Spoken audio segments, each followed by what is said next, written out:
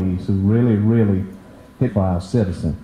On our building department, Gil Griffith, and I see he has on his boot. When he doesn't have on his boots, I get concerned about him. See, does he have a fever? Economic Development, Sean Culligan. Engineering and Public Works, Angel Moore. Finance, Labrita King Copeland. Is Labrita here? Oh, she's back in the back. Aren't you Methodist? You're supposed to be in the front row, ain't that right? That's us. Our Fire and Rescue, Chief Chris Kennedy. Our Human Resource Director, Stephanie Chastain.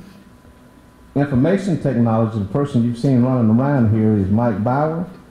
Our librarian is Michelle Day. Where's Michelle? Is she here? Oh, okay. Municipal Court, Ruby White.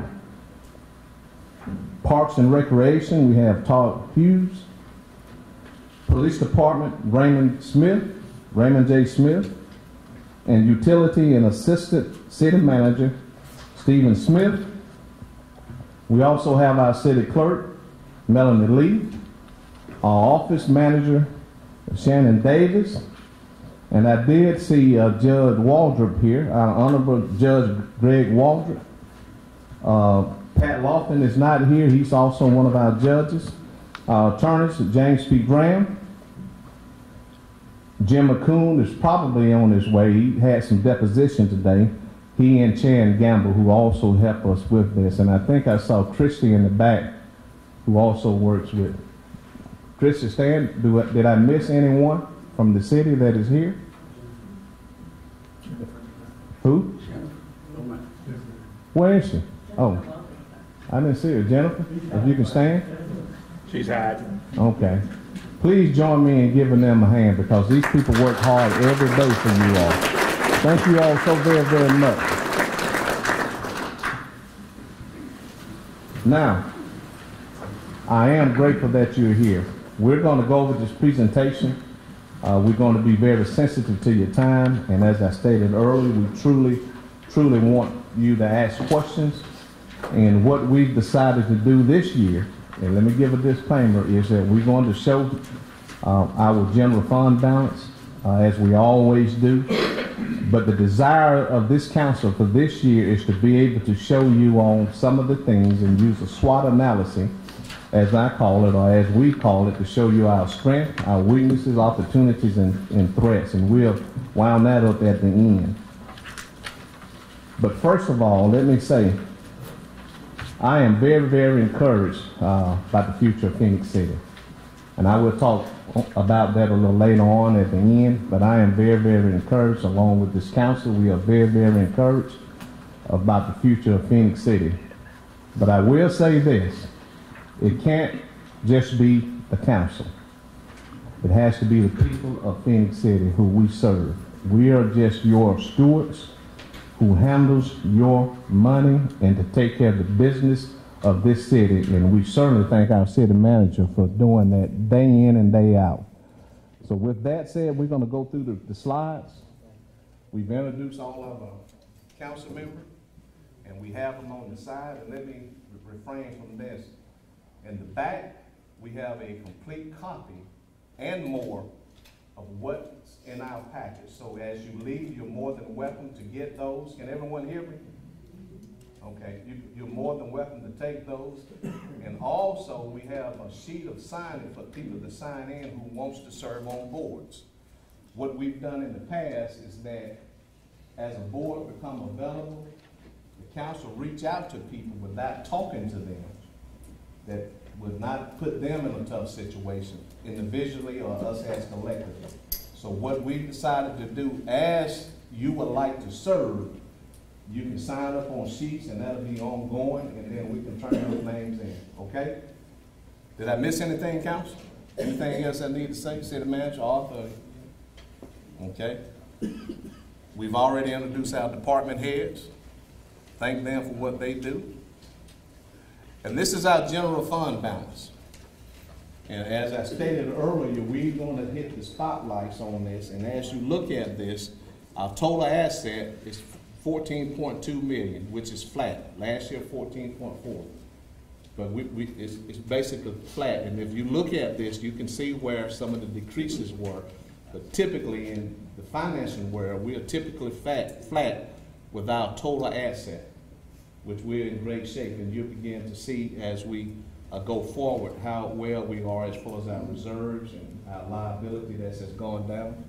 Am I in anybody way? Everybody can see? But our total asset, as you see, which is the bottom line, is 14.2 million. And as you see, we had a little dip there because of some capital spending that we had to do, where money comes out of reserve.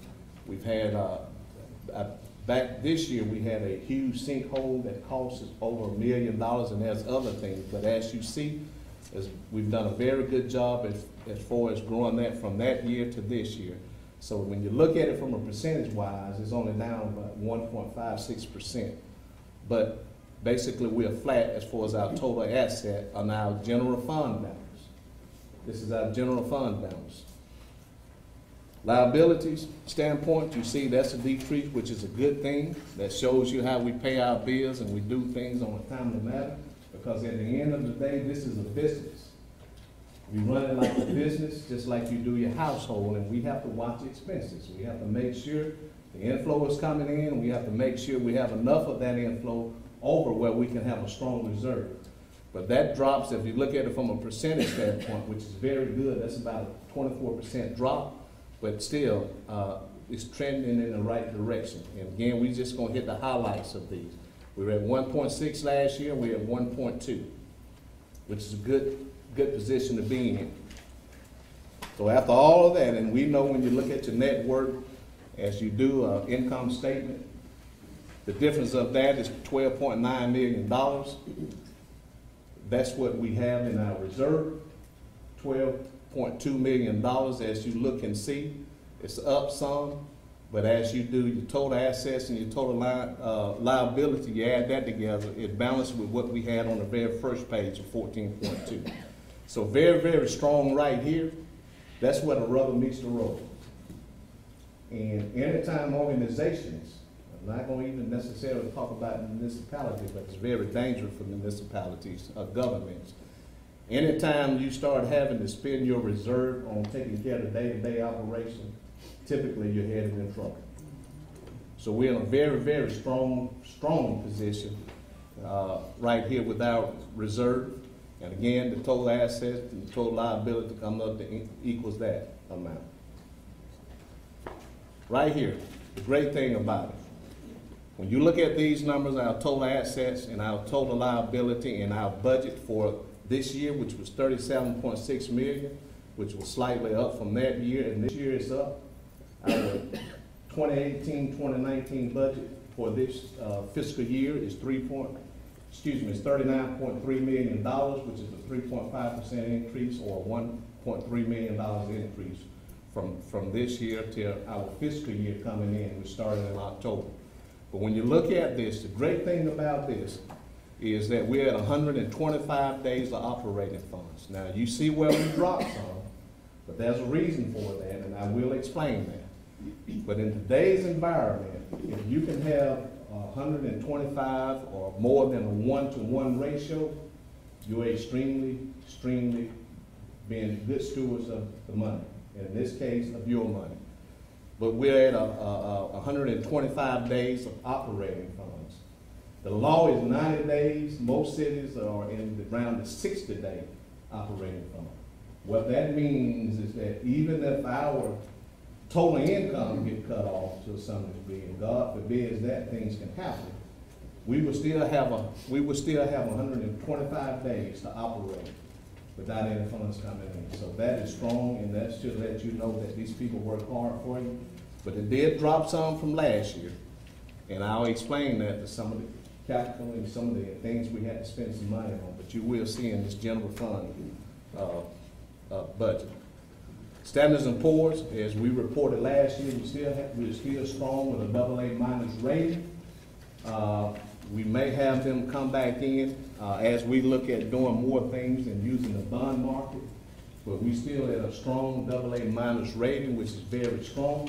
I think I reported last year that one good thing about it is that Standards & Poor's look at it from a community is that our, what you call the EBI, or the average household income, we're up from the last time we had this review. We're up about almost 5%. We were at 39.6 thousand EBI, which is the effective buying household income per household. That number has moved from 39.6 to about 41.3, which is almost a 5% increase, which they look at because that's part of their mechanism for us to get another increase. Now, as you will see in all the development that's going on and all the jobs that has been created, as you will see in here, and as we keep developing, that would move the EBI up of the median average income per household. So we're trekking in the right way. We just got to maintain development and keep pursuing that. Now, let me say this disclaimer. I'm not nervous, but I sweat profusely. My pastor in the back knows that. So I'm in good standing. So don't think I'm nervous, but I'm just kind of hot in here for me. All right? We still have a strong credit rating. These are some of the moving parts of why we do. Again, you can look at those, and as I stated earlier, we have every copies in the back. If you don't have one, you can get one as you leave. But these are the moving parts of the makeup that, along with which we did not put in there, is the average median income, or the what they call the effective buying power, or EBI. So good job on that. Strong credit rating. MPOs and A-Trip. This is on the MPOs. Again, we want to drill down and let you all know some of the things that we have on plan as far as roads and construction and pavement of roads, which costs a lot of money. But we're in a position where we can always be at the table, because in this MPO, which is the Metropolitan Planning Office, is that right, Ange? Organization, we're in that with Columbus, which we share the money. Part of it comes from the federal, and you have to have your part, and I'll show you that as we go on with this. But I'm not going to insult your intelligence. I hope everyone can see this, and I'm not going to go line by line and read this for you, because I know everyone in here is very intelligent, and you can look at it and read it yourself. But I do want to mention the cost of this particular one, 5th Street South, that's going to be a $1.4 million price. Our portion is $324,000.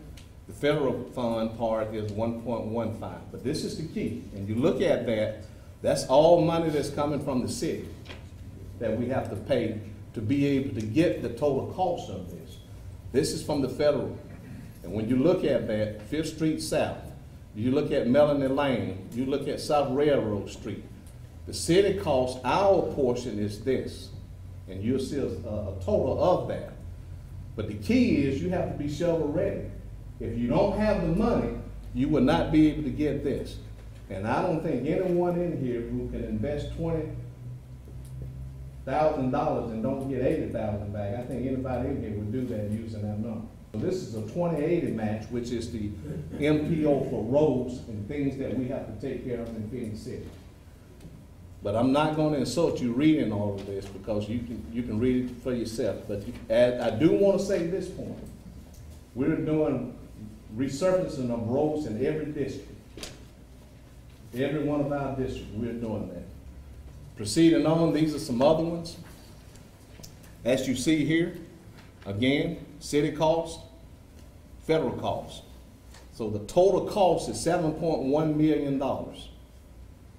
The federal part that they're giving to us because of the MPO is 5.6. $1.4 million that we have to have in cash to be able to get these things complete. The key is, if you don't have this, there's no way you're going to get this, and you won't be able to get this done. Now that's under the MPO, which we are part of it with Columbus, because this is a federal program. And you all know we have roads that need to be paved. It's coming. I promise you it's coming. So you just have to bear with it, and there's a strategic plan on when we do those things. You don't just go out and say, well, we're going to resurface this road or we resurface this road. There's a strategic plan that we do. So be patient with us. This is a A-Trip property. This is the Alabama Transportation Road and Improvement Plan. Correct? Did I get that right? Programs. Programs. Thank you. As you see right here, this is a 10%, they do 90%. This is something that Governor, was it Bentley, who started this to help municipality as well as counties with a program to be able to help fund and do their roads when we need roads. But this is the 10% that we have to have, that's the 90%. This is a better plan as far as us in using our cash. So that's what we're doing out on Opelika Road and the replacement bridge. Now, let me say this. Alabama Department of Transportation dictates to end cities, in this case Phenix City, how we have to do those bridges. We just got back from them that bridge has to be raised 9 feet. And we're in the process, you have to get right away from people. And let me see how I want to say this. We have to go out and get that right away. We do the appraisal on it, the state does. But there are people who tries to not see the big picture on how it helps the community. And sometimes it tries to put you in a corner where you can't do it, but they can't win it because of the state. But we're in the process now of getting a right-of-way acquisition because, again, this bridge has to be raised 9 feet by the engineers of the Department of Transportation in Montgomery. And when they do that, the bridge that we did on, was that 12th or 10th? They changed that plan about 4 times. And there's nothing that we can say or do. And it has to be approved through them, through our engineers, but they have the authority to change it. And that's what has taken place here. So we're in the process of buying the right-of-ways for that acquisition where we can raise that bridge. But this is a 90-10% of cash. But again, you have to be ready. You have to have the cash. If you don't have the cash to put in, you can't get these things done. So we're in a very good position. City infrastructure, I don't expect you to read those things, but we did want you to know from 2015 to 2018, total miles that we've paid throughout the district, $1.9 million, $2 million. That's local streets. That's local streets within our city. That's an average of about $164,000 per road. Okay? And you may say, well, 12 miles is not anything. But when it started hitting your pockets and you see the cost of that for 12 miles, I mean, everybody should really be proud of their city. And there's plans to do other things, but that's in every district. We've done resurfacing and paving roads. So that's a great story to say within itself. Right here, other infrastructure projects. Now, remember when I told you that we had to spend some money out of reserve? And correct me if I'm wrong, Angel City Manager, we had a sinkhole up there in this area that this money comes out of reserve. Out of these 5 areas, this is the only one that we did not spend out of reserve. And that's improvement for Disability Act. Okay? But these other 4, 1, 3, 4, and 5, when you have these sinkholes, you have to repair them. The danger of it is you never know how much it's going to cost because you never know how deep it is. But this is money that we've already completed this, as you see, and every one of these came out of our reserve except this item right here. But again, for us to be able to rectify these problems, we're in a good position financially. That's why, you know, when it rains a lot, it kind of makes us feel nervous. Going naturally. Yeah, it really does, because if it keeps raining and raining, and you gotta understand, I don't know the exact age of Phenix City, and I'll get to this further, but you got to remember the old pipes. It's just a matter of time as you start having problems, and it has to be rectified. And that's money you can't get from the federal or the state. That has to come from our funds. But again, excluding this one right here, we were in a good position where we had to have them fixed, because safety is first. And when you have these sinkholes, you have to do your due diligence, and you have to know exactly how deep they are, and you have to have them repaired.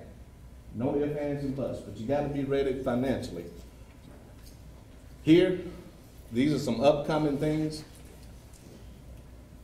Brickyard road replacement. Again, I'm not going to insult you by reading these, but every one of these two under construction, and this one, but we are in the preliminary engineering with these three right here, 1, 2, 3. And we are going to get them filled. The landfill expansion, let me tell you, as you all may or may not know, we did a moratorium where only certain items can go in our landfill. Because in about 2 years, 3 years, we won't be able to use that landfill. However, we are right now working on a procurement plan because it could become a problem for a community.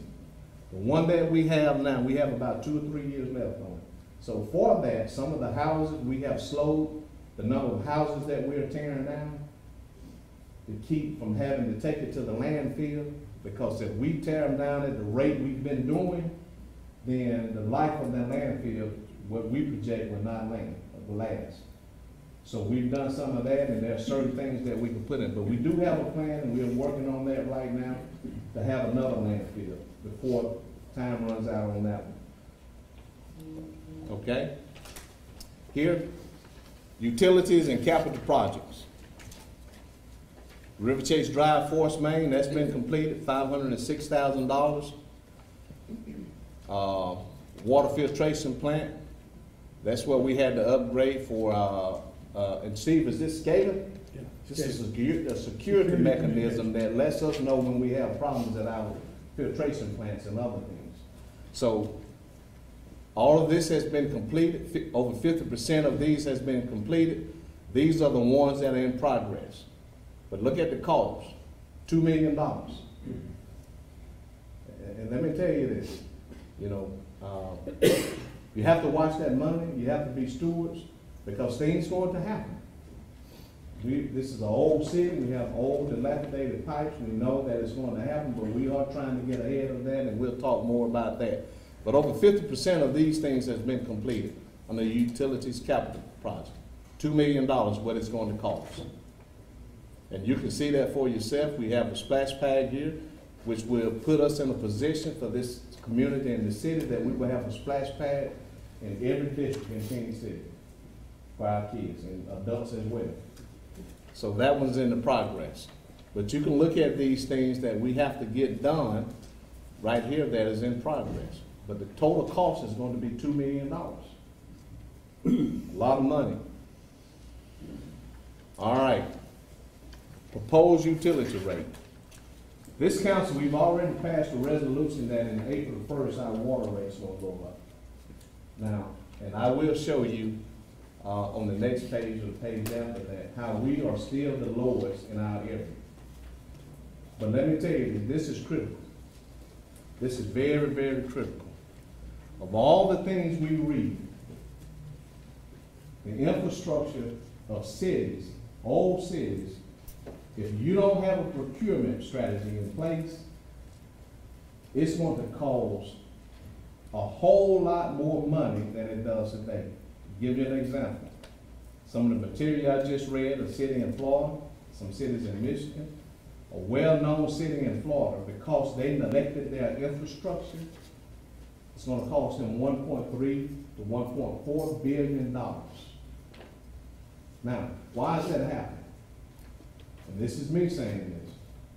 I believe that the leadership of that city didn't have the courage to have a procurement policy or strategy where they can have a plan that you have to raise water rates, not double-digit rate, but you ought to position yourself that you can raise it where it doesn't have a huge impact on the citizen. Now, I get it. We get it. No one likes to see those raises. But let me tell you this. If you don't get ahead of your infrastructure, it's going to cost your children, grandchildren, great-grandchildren just like a city in Florida, millions and billions of dollars. And what we try to do is stay ahead of that proactively so we can have a procurement to rectify those problems. There's a lot of old pipes in Phenix City, a lot. That's why in my opinion, we've had too many sinkholes. But it is critical, mission critical, that we have this procurement plan in place. Now, there are cities around us that had to do double digit. And we're trying to be as proactive, strategically smart for the citizen of Phenix City. But you gotta maintain your infrastructure. And that's what we're doing, and that's our plans. As you see right here, these are the current rates. This council, we've already approved that on April the 1st, they will increase by these percentages. Okay? As you see this, the more water you use sometimes, and we'll show you that, the less it will cost you. But this is a business, just like your house. If you don't maintain and take care of your house, it's going to cost you more when you get to that point that you have to do. But it's vitally mission critical that we have this procurement plan in place. Now again, as you see, these are the current rates. Based on the gallons of water they use, these are the prices here that we'll be going to on April the 1st. Now, we're not just pulling something out of the air and say this is what we need to put these prices in. We have a strategic plans, we get other people involved to help us decide how much we need, because again, we're trying to keep from raising the rates double-digit, percentage-wise. And you will see on one of these screens where that has taken place. But I am proud to say this. When you look at these, now the average use per household is 5,000 gallons. That's the average use. Okay, so we're basing it on that. But the minimum, as you see, compared to these other cities, now, we are 17% lower. Now, the way we calculate it is it's not 117%. Right, Steve? It's 17% higher than our rates, based on this line right here. These figures here, that's 65% higher than our rate. And that's Columbus, we're about 6% ahead of them. On water. But if you look down at this one, water and sewage, of course this is sewage. If you look at water and sewage, our, based on 5,000 gallons, our water and sewage is $41.77. This is with the increase for April. But when you look at the other surrounding areas, we're 16% lower than them, 70% lower than them, and that should be 112% higher, lower than them. But when you look at our water and sewage rate, we are cheaper than any of our surrounding areas. And you can go check it for yourself. We want to challenge you with that. But I'm telling you, you have to have a procurement strategy in place that you can have enough coming in to take care of infrastructure. Okay? I mean, that's just a fact, and I would challenge you to go out and read different things about cities. But it is a problem in cities that it's going to cost them more. And as I stated, we got pipes probably been in the ground, and I'm not saying Jim is the oldest in here, but I'm looking at him, they've probably been in the ground 80 years. Just a matter of time. But it is a serious problem, and we are trying to rectify it strategically without hurting the citizen. But you know, the money has to come from somewhere. But I do want you all to take away from here, we are still, our water and sewage, with the increase, is still lower than some of our surrounding areas. Okay? City infrastructure. US 280 water crossing. We spent, Steve, correct me if I'm wrong, it cost us $123,000 to do this, but what we're doing out there, we're looping the water supply because it's a high density area. But also with us doing it, it has put us in a position where we have the development that's coming out there, and I'll show you all that later on. But see, was it 123,000? Yes. But we did this for future growth, as I will show you some other ones on the streams coming up. But we are able to loop from one side to the other for future development. Because you gotta have water, you gotta have sewage. And quite naturally, we can make money off that. But I will say this, because of the rain that we've had last year, it seemed like that hurts cities.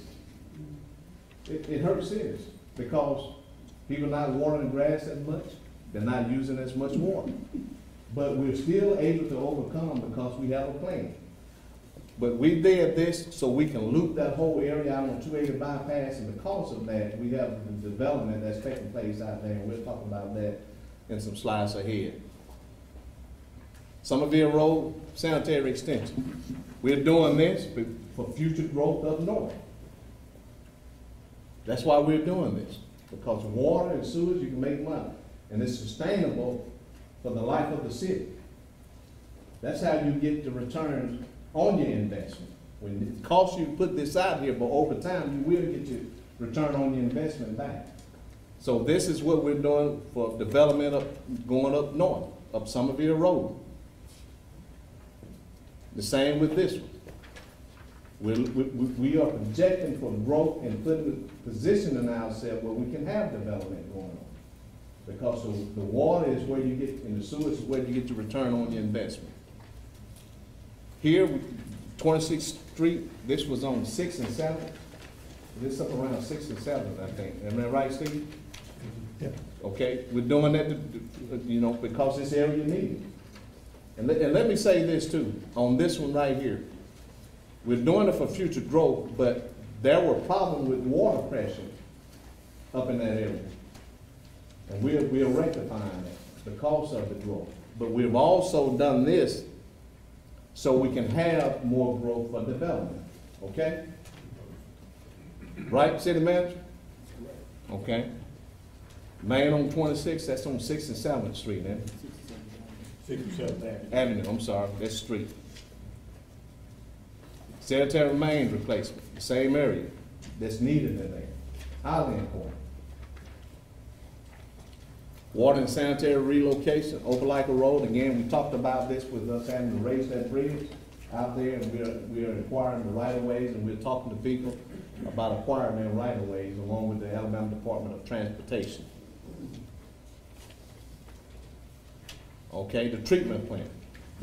Right here, what you see, that's the top of our treatment plant. That's the roof of it. Well, that has to be replaced.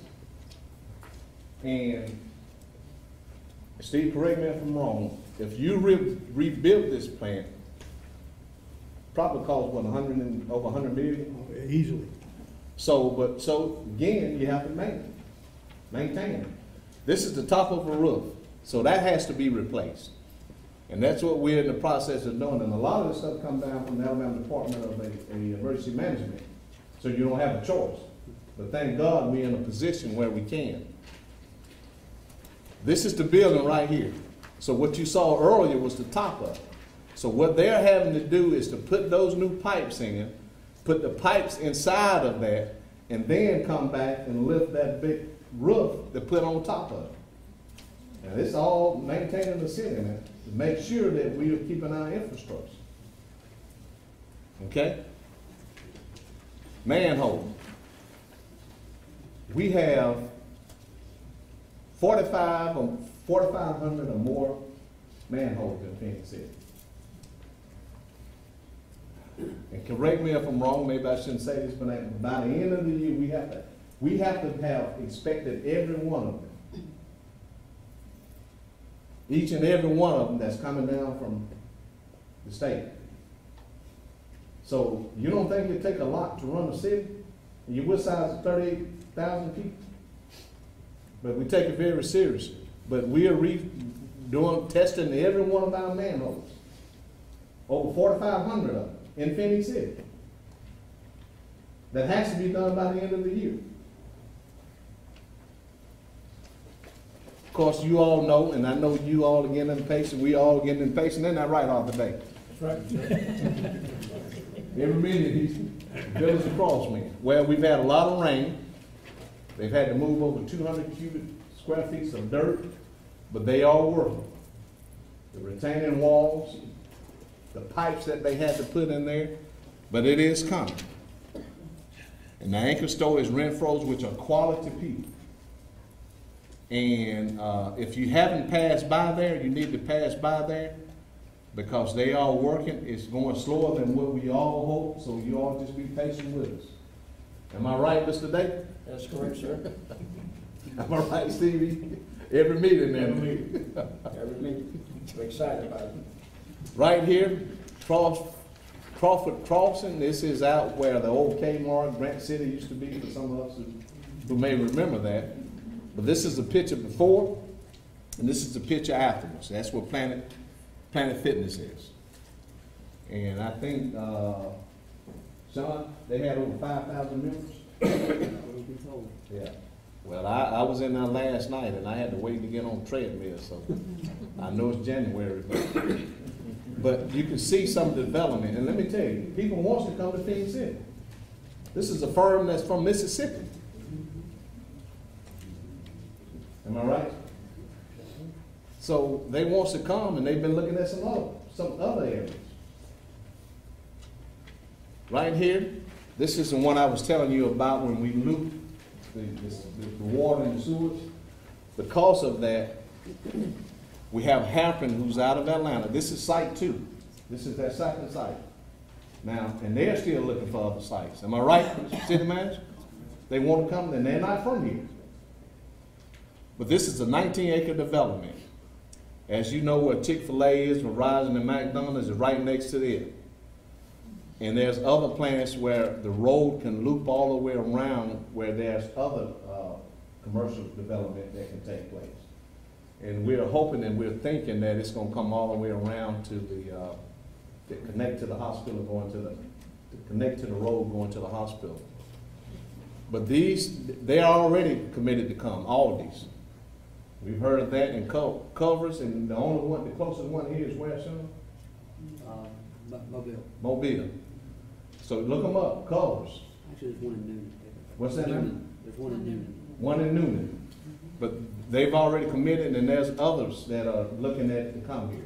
This is development. Right now in Phenix City, we have about probably over $50 million worth of developments taking place right now in Phenix City. That's huge for Phenix City.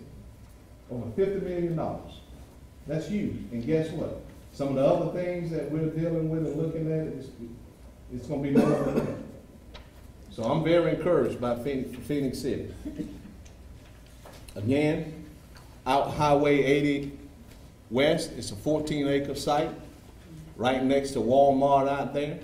And they hopefully, Sean, they hopefully be starting sometime this year, won't it? Yes, sir.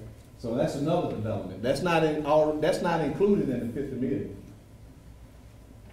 So we do have, as you see, development. Again, people wants to come to Phenix City.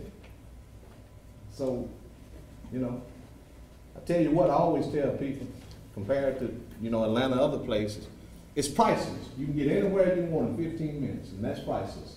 Particularly the older you get, because the place does get a little thin. Okay, remember I was telling you about Harrison, Site 1? They've taken that and refurbished it, and the road that was in front of the Synovus Bank out there, where it stopped, that road has been extended all the way to them that you can come out on this end. But a Moe's Southwest Grill is coming. Let me tell you all what happened, because I got questioned last week or 2 weeks ago at the gym that, is it really coming? Well, Sean, correct me if I'm wrong, the owner, hey, hon, I had to speak to my wife. The owner plays golf, and he had a chance to play on the professional.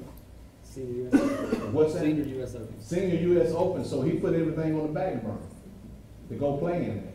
But it is coming, and So we do want you all to know that. And of course, you know out there, the T-Mobile and the Aspen Dental, but the road has been extended from where it stopped in front of the Synovus Bank all the way to this, and that comes out on the far end. Okay? Okay. Industrial development. These are the amount of investment that has taken place in 2019 with companies that are already located here. And I've learned since I've been in this is that 60 to 70% of your growth comes from existing companies within that city. Now, we do recruit and try to recruit others, but these are companies that are already here, Victor Ply, and guess what? They're doing another expansion right now.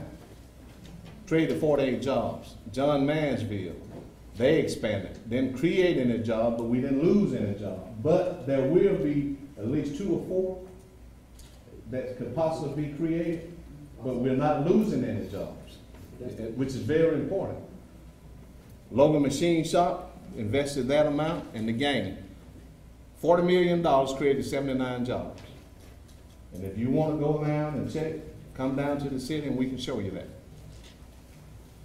But those are companies that are investing back into Phenix City. And that's the amount of capital. And that's their standard code for their business. Okay?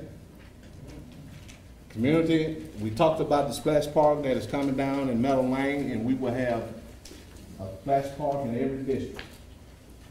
Okay? These are completed. That's been completed. Not completed, but working on. Last year we had the 12-year-old World Series here. Had about 9 teams, 12 teams that were here that stayed about 7 to 8 days. So we stayed in our hotel, ate food and all of that thing. So they enjoyed the experience so much, we have a chance to get the 10-year-old and under. You got to remember, our 9-year-old won it last year. So now they're 10. So we got a chance to get the Cal Ripken World Series, which will have about 20 teams. That's huge for Phenix City. But they like what they see. They like the product. They like the courtesy that this team and everybody else shows. So a lot of positive things. So we got a chance to get that, and we're still negotiating with them, but if we can work out that deal, that would be huge. 20 teams. Last year we had a team from Korea, China. So all good stuff right here in Positively Phenix City. And that's the presentation. And we would like to take any question, the council and myself. And we do want to strongly encourage you to ask questions. Mayor, if you would, I'd like if you elaborate on the whitewater plastic. I think that was the whitewater plastic. Well, yeah, we've had that for 5 years. Yes. And this has had a huge economic impact. Now, we don't, let me tell you something, we don't just pick things out there, and we don't just, we don't spend good money for bad money. This is a business. This is your money. You are the citizen. We work for you all. And we are stewards. And we don't take it lightly. Okay? And now, at this time, we would like to entertain any questions. Don't be scared. Come on up to the mic. I know your name, but state your name and what district you live in. We talk all the time.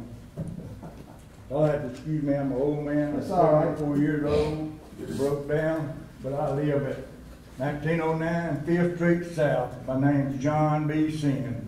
I know that man, I know that man. And right now, they're working on our street down there. But I got one question, or maybe two. Yes, sir. Are they gonna continue to let those big tractor trailer trucks, once y'all get that road fixed, ignore that sign down at the end of our street that says no trucks allowed? Yeah. Because that's what's busting up our street. We put the sign out there and we have to rely on that. What we do is, well, Chief, when that happens, we contact them and Well, there's I won't actually, answer for you. yeah. Go ahead. Well, here's one of the issues that we do have. Hopefully that road is gonna be built to standard of, those It particular ain't trucks. about this thick now, it needs to be that thick, Right. two Well, tractors. there is a tractor trailer company that is off of, I know Silk which one Road. it is, say it. And they have access to get to their business, so we can't keep them off that road. But now if any other truck gets on that road, then they're taken. They The trucks truck come up all route, the time. we can't ban the trucks from that route because they have to get to their business. But other trucks, we can keep them, and we do stop trucks from time to time. If their manifest doesn't show that they're making a local delivery, we can make cases. But that's gonna be an issue that, you know, as long as that company is at that location, the Sayed trucks will have to continue to go down, you know. Okay, I got a question for you right now. Yeah. How they getting up there now since the street's closed? Well, they're Where making, they going that they're way? having to take a How longer come route. they can't continue going the other way until Well, tearing because- up our street? Mayor Lowe, if the trailers keep coming up our street, once they get it redone and beautiful, we're gonna put in a petition to people on our street to have our street changed from, the name of it will be changed from Fifth Street South to Pothole Street. Well, let me say, and you certainly have that right, but let me say this, we're gonna rely on our chief and his staff, and we put the signs up when you first call, and what we have to do, let me make sure you understand this and everyone, so there's others that, I think, down in his subdivision, they go through that. You have to catch it. We put the signs up, but some people just not, let me ask you this. When, you remember when the radars was out, radar detectors, did you have one? No. Okay, let me say that everybody who bought one, they never had the intention of obeying the law. Okay, so there's some people who's gonna see that sign and not gonna obey it. What we have to rely on is for him and his department to catch it. Well, Now- again, with the Sayed trucks, again, here's the problem with the Sayed trucks. The Sayed trucks, because they're a local Their business, that's different. we can't keep those particular trucks off. If we were to, if they are taking an alternate route now, but that costs the company money. That company could file suit against the city and have us pay that money that they lose. So the shortest route that they take, if it's not, that road would have to be reclassified. As a major cut through between Sill Road and 431 and where their business is, they would have a good chance to be able to say, in other words, we can't enforce it on that particular trucking company. Other trucking companies that have no reason to go down there are using it for a cut through. For example, if they're cutting through from Brickyard to 431, that's not allowed because then you'd have to go through other surface streets that are not routed for trucks.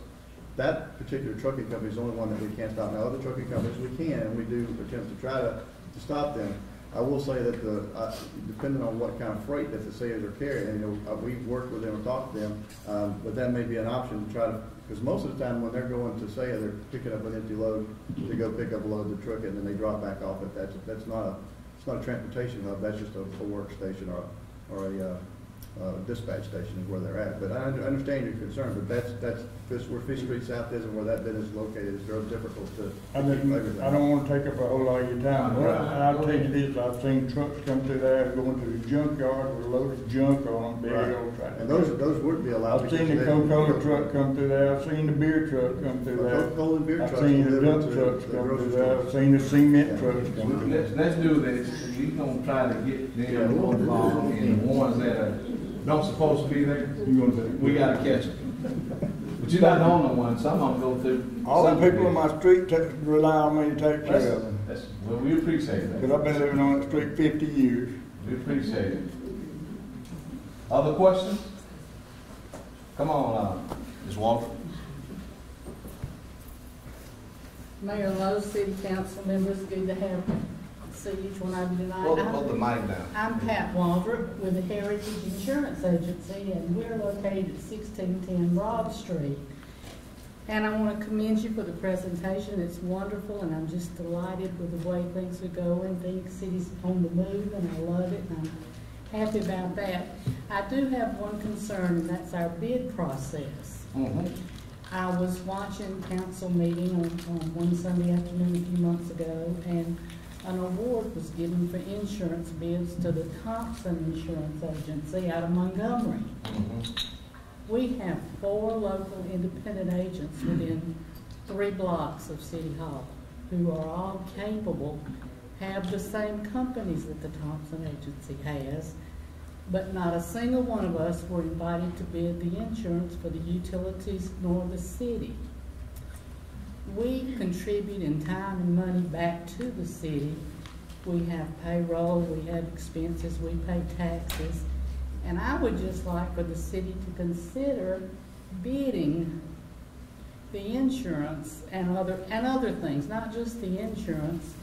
We've got good electricians, we've got good contractors, and I'm hearing from them that none of them are asked to bid things. Okay.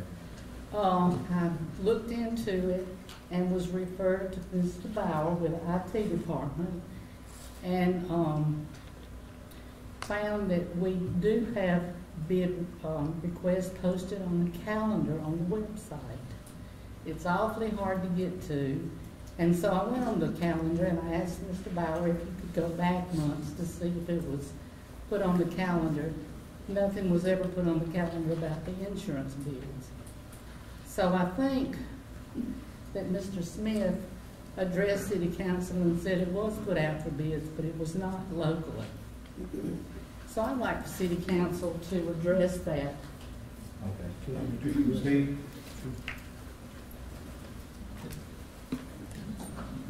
We don't solicit bids for insurance. Our insurance process is public information.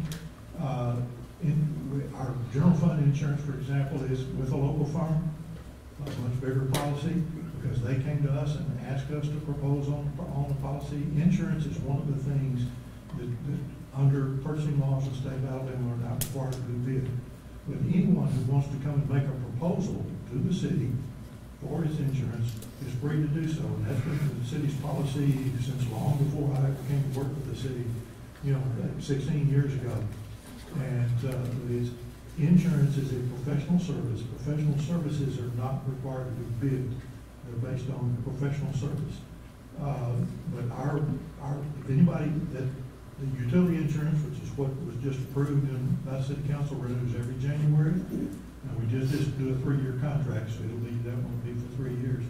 Our general fund insurance is coming up April 1st. If your company wants to give us a presentation on general fund insurance for the city, they're more than welcome to do so. All they have to do is contact the city, express an interest in providing that insurance, and give us the information that they need to be able to provide us a quote. We'd be more than happy to. A local firm of ours insurance company currently has that. Isn't it right across the street from our office? Yeah. Right across the street. But they came to us and asked if they could give us a proposal. And they did give us a proposal on the utility insurance too. And but UMIC out of Montgomery has had that utility insurance for longer than I've been working for the city. They specialize in governmental insurance. And we have had 2 or 3 times that other companies come in and try to compete with them and not been able to. But you're more than welcome. We'd love to have you come in and give us a proposal. Our general fund insurance, again, renews April 1st. Certainly, by the middle of February, you need to contact the office and get the information so you can put a proposal together. I did look up through the Alabama League of Municipalities, and their code says that the legislature finds and declares that the best interests of the taxpayers of Alabama are served when competition exists in the procurement of goods or services by state departments, boards, commissions, authorities, blah, blah, blah, blah, blah, blah. But anyway, it used to be that anything over $15,000 was supposed to be put out for bid. It says services here. Well, if you look further in the state law, equipment purchases in excess of $15,000 are required to be bid out. The city normally bids out over $2,500 because our purchasing restrictions are a bit stricter than the state law. You're allowed to be stricter, you're not allowed to be less strict than the state law. Public works projects, which is street, road, something like that, those, if they're in excess of $50,000, we have to put those out. And so there are different rules depending on the type of product and service. Professional services by state law are not required to be, we don't have to advertise in bids. We do have to allow companies to come in and make proposals and not choose to do so. But we don't normally advertise bid for professional services, engineering, architectural work, those types of things. We don't normally advertise for bids. It just seems to me it would be great business practice to do that and try to keep your stuff local. and send out bid specs and just ask us, or let us know when something comes up. We only got 4 independent agents in Phenix City. Going forward, Ms. Walker, we will let you all know, but as he stated, professional services from when.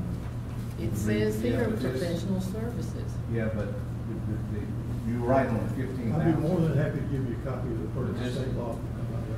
I'll be by tomorrow, thank you. Okay. Any other questions? Let me say something on that if I can, Mayor. Yeah. I understand what Ms. Walker's trying to say, and what she said is making perfect sense about trying to keep your tax money local and keep your local vendors involved in, doing some of the work in the city. And I understand where we come from as a city. Also, time frame and time constraints. You can't send out everything on everything that's done in the city. No one can do that, and I couldn't even do that in my business as small as it is. But with what she's saying, can we make it somehow easier as a council to where the local people, because I wouldn't know how to get on the website and do anything. I hate to admit that in front of this crowd, but I would not. I would never be able to get anything from the city. How can we make it easier for anyone to know, just like we just had City Hall painted? Of course, a local contractor did all that, and that was fine, and did a wonderful job. But how can we let anyone knows that's interested, whether they're from Columbus, Opelika, Auburn, Phenix City, wherever, that something is going? Is there an easier way to do it?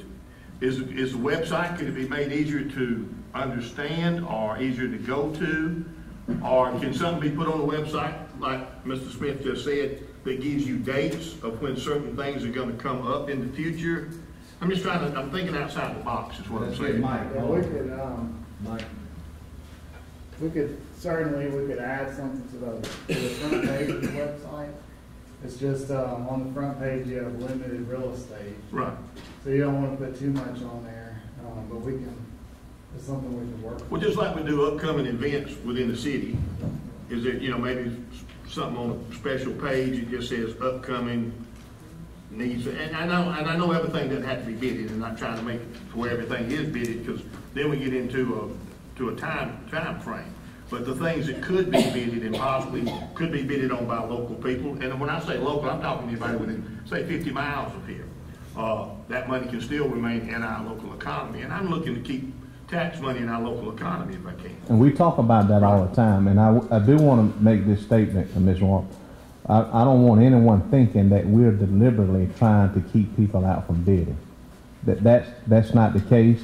I can say that wholeheartedly. I can't control whether someone believes that, but we don't deliberately do that at all. Now, again, there are insurance companies who does already know when that will happen, and they show up and put in their proposal. But I don't. They know, Mayor, because the website doesn't address any of that. From years of doing it, from being around in the city, from years of it. Yeah. Yeah. But we don't want anyone thinking that we're deliberately, because that's not how this council works. Well, by asking a while ago, you found out about the one that comes up in April, so basically, right. When you asked a while ago, Mr. Smith told you about the one that comes up in April. Of course, and I'm just trying to think of a way to make it a little more friendlier, a little easier to get that information without having to, to go to a particular person or whatever. But if you miss your opportunity, you miss your opportunity. Everybody understands that. Well, it comes up around the same time of each year, so going forward, we can possibly do that, and they would know, you would know in this case.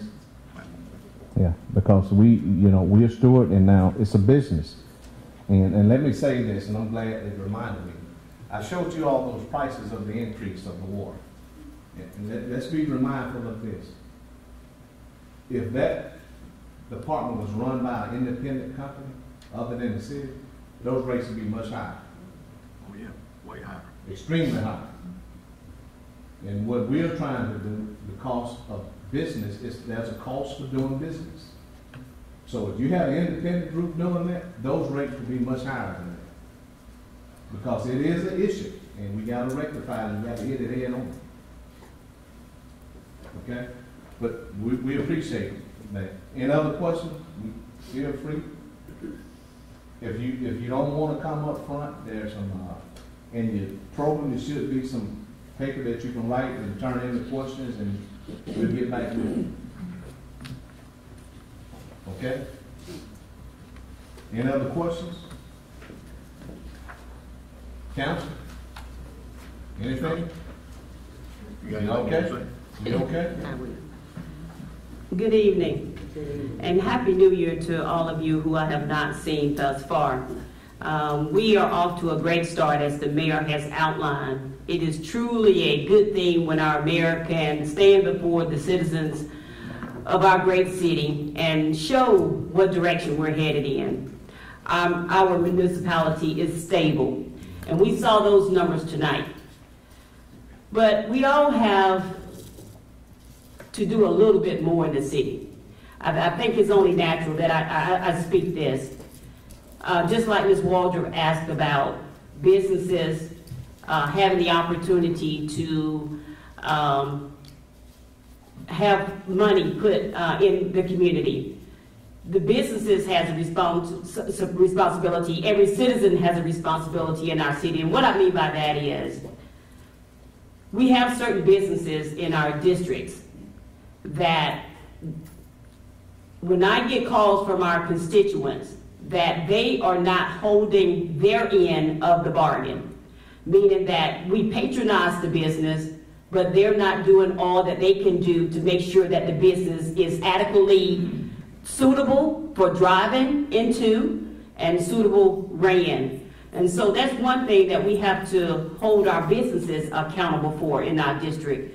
And we all have a sense of responsibility as citizens. So I want to encourage our citizens and our businesses that we patronize in our community, because that's one thing we want to do. We know that we live off taxpayers' dollars.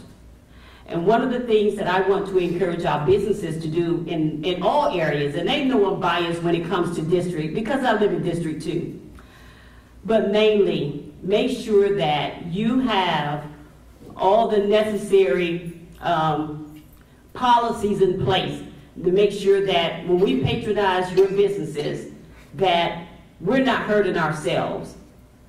We're not hurting ourselves in the process. And we want to continue to make sure that those tax dollars remain right here in Phenix City. There is no reason why I need to go to Columbus to get gas. There's no reason why I need to go to Columbus or any surrounding area to stay in a nice hotel. So we have a lot of new development within Phenix City. We are definitely on the move. I think someone said that. But positively, Phenix City is growing.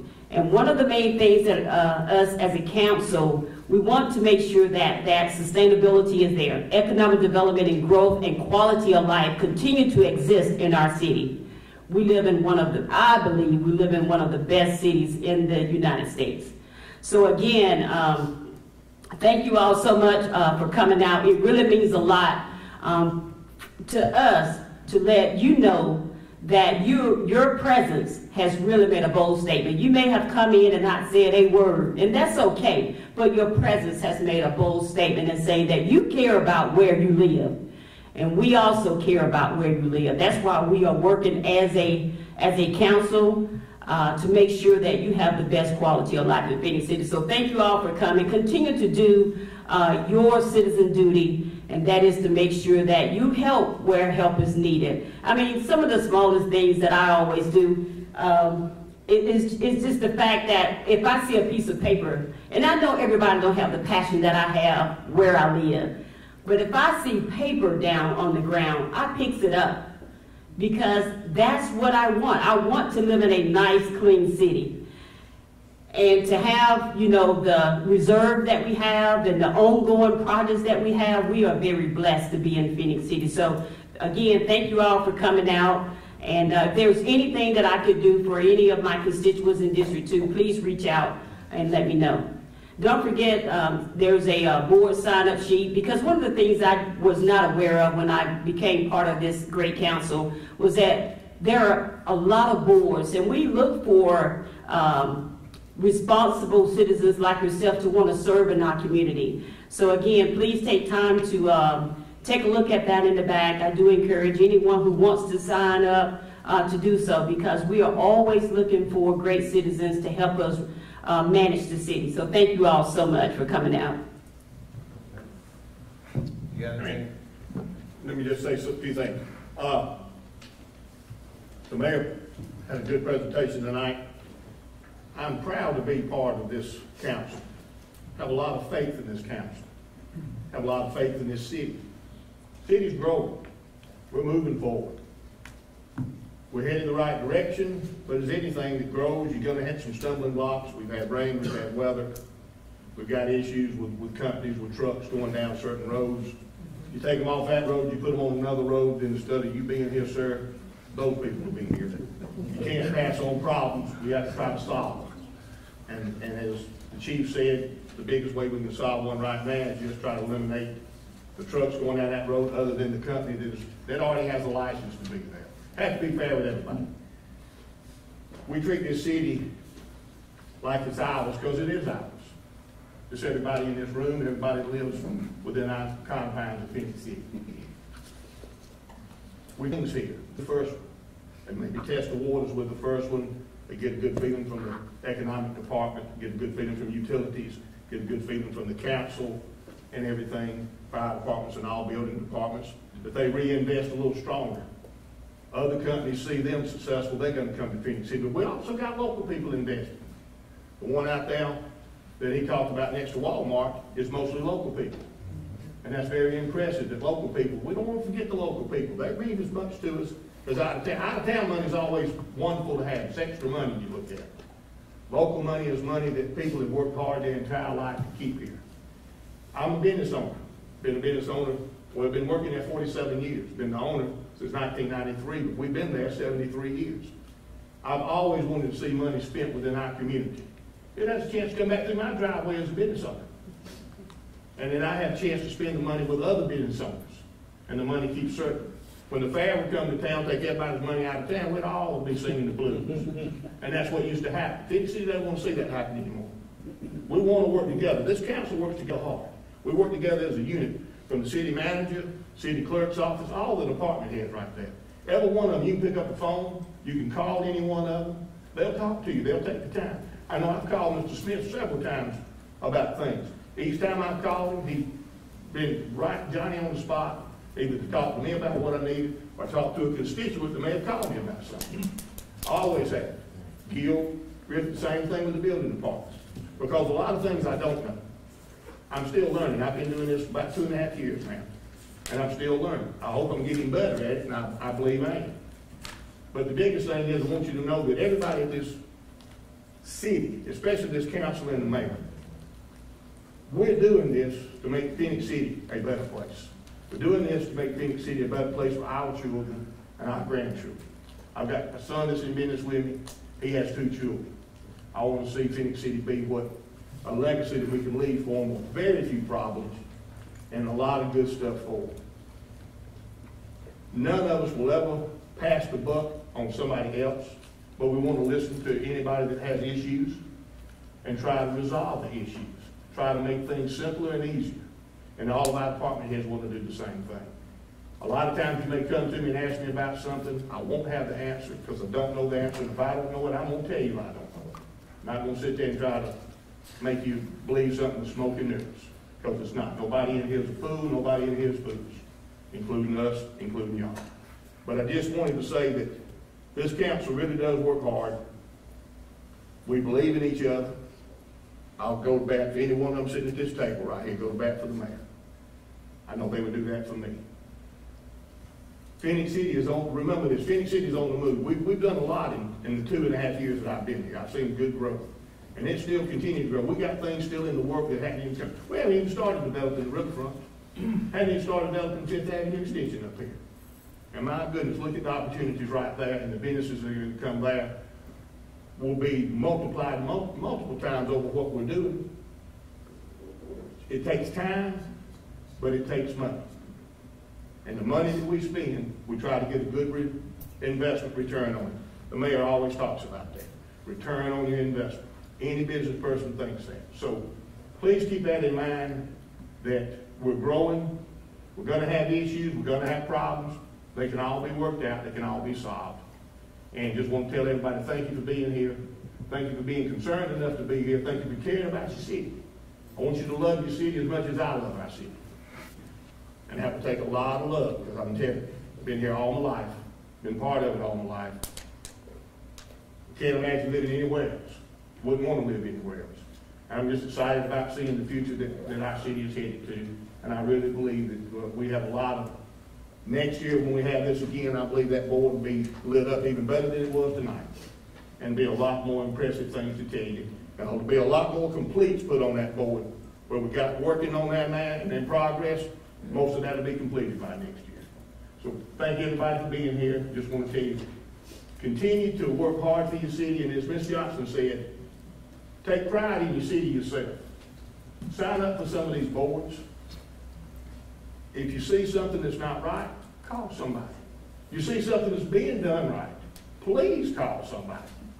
Let the department heads know that they got good people working for them up under them. Let them appreciate the people that take the time to work for them, because the department heads may not know sometimes when a police officer or a fireman or someone does something out of the ordinary that's extra good for a citizen. So take time to let them know that. It will get you so much back. To give goodness out will get you so much good in return. And progress is going to create progress. And animosity is going to create animosity. But the biggest thing to remember this, and especially with Martin Luther King's celebration of his birthday coming up, love and peace will bring people together. And it will never be taken off the face of this earth. Everything can be accomplished if it's done the correct way, for the correct reason. And that's just like Jesus showed us in the Bible.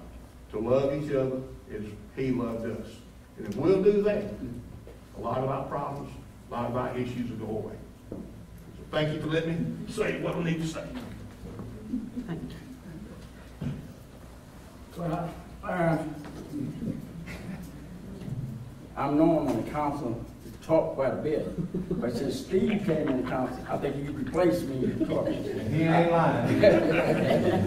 I concur with what has already been stated. I looked at this order. I'm very pleased for the turnout that came out tonight. As has been said, you show interest in your city.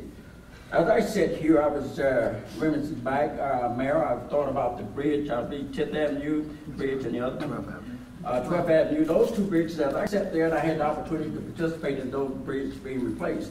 You know, as I sit there, I think about what is said in the past. The previous council, they worked on those bridges. They had an idea, but they put the bridge on hold for approximately 20 to 25 years. And once those bridges have been replaced, the school system saved money. What do I mean about that? The other bridge, your bus cannot cross it, your fire truck cannot cross it, but right now, the fire truck are able to cross that bridge and the school bus are able to cross that bridge. They will no longer have to go up and down Broad Street. That's a tremendous savings for the school system itself. This is my 6th year on council, and I'm still learning. I say to everyone that I'm very biased when it comes to District 3. I think the engineer department can attest to that, because every meeting I ask, what's going on at the shopping center down there? Why aren't we working? They tell me, Mr. Day, it's raining. Can't move the dirt when it's raining. And the 50 project down there, I'm so excited about that. They can tell you again that I always ask about what's going on in District 3. I try to ride District 3, ride up and down there, and see what's going on. And I'd like to say this to my citizens that from District 3, when you have a problem, some have happened in District 3. They always give the constituent in District 3 my number. I don't know how that happened, but when they call me, I try to go down and take a look at what is going on, how can we help? And I forward that information to our city manager and to the proper channel. And I can say this, I'm very proud of our city clerk office, because I know I worry them to death. I'm probably the only council that called them maybe sometimes 3 times a day or 7 or 8 times a week. But I like to say to all our citizens, please ma'am, please sir, take pride in your city. This is your city. We are just the overseers of your money. And as I said in the last council meeting, please ma'am, please sir, do not throw trash out in your city. Take pride in it. I'm like Mr. Johnson here. If I see paper on my street, I'm picking it up. That's what I do. Because I'm sure everybody like to have a nice, clean neighborhood. And you know, as I said to Mr. Hunter, you've done a great job, and with the staff there. And I remember this, Mayor, and then I'll take my seat. I was coming, Mr. Hunter had the workers up there on Gerald Parkway. They cleaned all that Friday afternoon, stuff like that. I went out of town, came back to Atlanta, came back through that Sunday, and I swear, so much paper throwing out. Look like folks are traveling from Columbus side to get to Alabama side to throw the paper out. But this is something that we have to endure and maintain our city. We just do what we can do. Thank you, that's all I have. City Manager, I'm gonna wrap it up. I just want to address a couple of $40 million total in bank. But we also have projects that we're getting ready to start on, just like the public safety building. One of the other things I want to address is that, you know, the staff, my staff took over, I've been city manager 10 years now.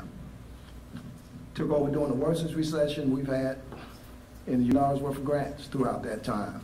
It's a lot of things we don't talk about and that we see, but it wasn't always a lot of people on board with this because they didn't know if we was going to pass this test or fail this test. I think the department heads have done a magnificent job.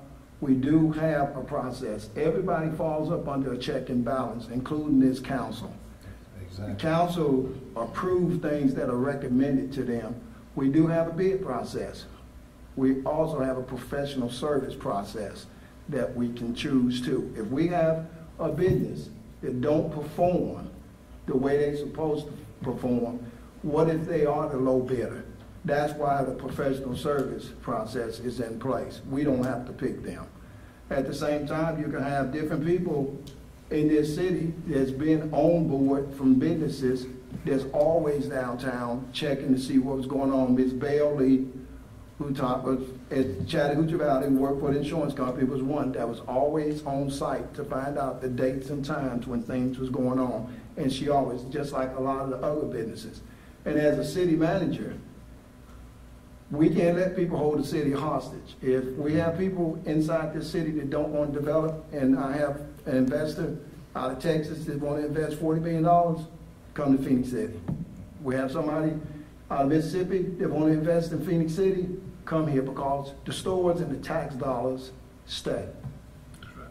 The people might come and go, but what they're going to build stay. That's what we live off. We live off of the tax dollars, sale tax dollars in Phenix City. So it's a matter of we're going to deal with who wants to be here, whether it's local or whether it's not local. It's a business.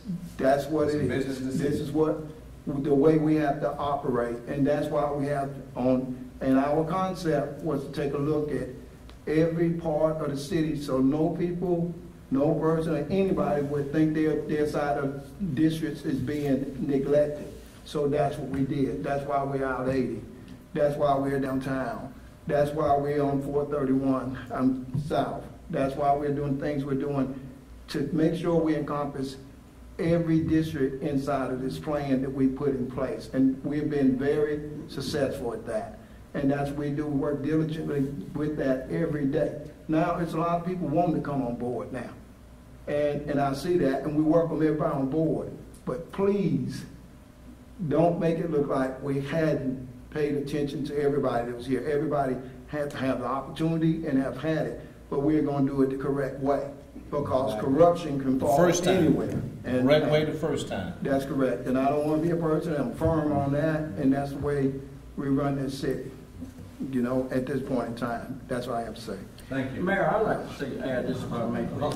Real quickly. Okay, one of the things that I forgot to mention is this, Mayor. As a citizen may or may not be aware of, the council here is, we take training. We go to Montgomery, we take training with Mobile, whatever the training being placed at. The reason we take this training because we can do our job better when we come back to our city. Now, the citizen here in Phenix City may or may not be aware, but Phenix City is definitely on the move. What do I mean about that? Phenix City is now a member of the National League of Cities. What do I mean about that? That means all the cities throughout the United States. Phenix City is represented there in the National League of Cities every year in November, no matter where it be held. I think this year, Ms. Johnson had the opportunity to represent the city in Los Angeles, I believe. Yes, sir. And when we get to those larger cities, we bring back ideas, and some folks, believe it or not, never heard of Phenix City. But we make sure we tell them about Phenix City, what good things that are going on in Phenix City. One of the most important things we tell them about our AA rating and how Phenix City is growing. But it'd be approximately, what, 38,000? And we're steady growing. We are proud to represent Phenix City on the local and national level. Thank you, Mayor. All right. He said it quickly now. That's just quickly. That's wide and broad now for all. We do that. That was quick. Bob? Let me say this, and we're gonna wrap it up. I am very encouraged for the future of Phenix City. I'm not encouraged because we have a great council and growth of opportunity we have.